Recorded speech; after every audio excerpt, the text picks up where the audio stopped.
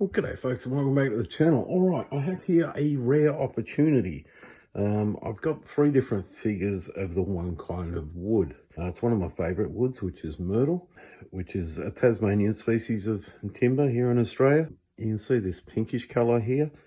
That is the true color of it. Once it gets a bit older, it turns this brownish color. This one's a stabilized one, so it's not going to do that.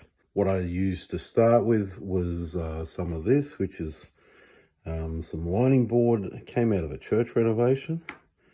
You can see that's a bit darkened up with years, bit of water stain and that sort of thing.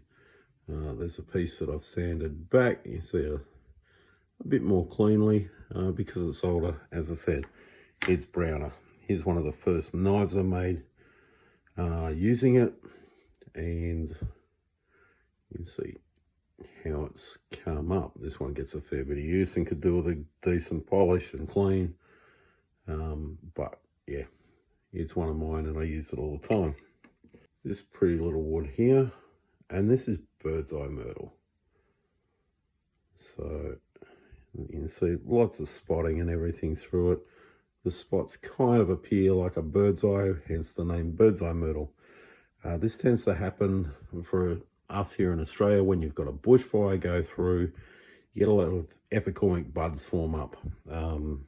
If those buds don't then form into branches, but the bark grows over them, they form these bird's eyes. So a very pretty look to the timber. This one here is a piece of myrtle burl that has had some spalting through it. Now, spalting is where a fungus has gone into the wood and it's grown through the grain, and it leaves these dark lines in here. And a burl is where there's some damage to the tree, say a branch breaks off the trunk or something like that, or there's a gouge in it and it burls up. So it tries to grow over and it twists and turns as it grows, and you get these swirls and that sort of thing, which is absolutely gorgeous. Three completely different figures in the one wood, and as you can see, the three of them look completely different. We've got our straight grain, we've got our bird's eye, and then we've got our spalted burl. Absolutely completely different. On the tree, the straight grain looks normal. On the knife, the straight grain looks the plainest.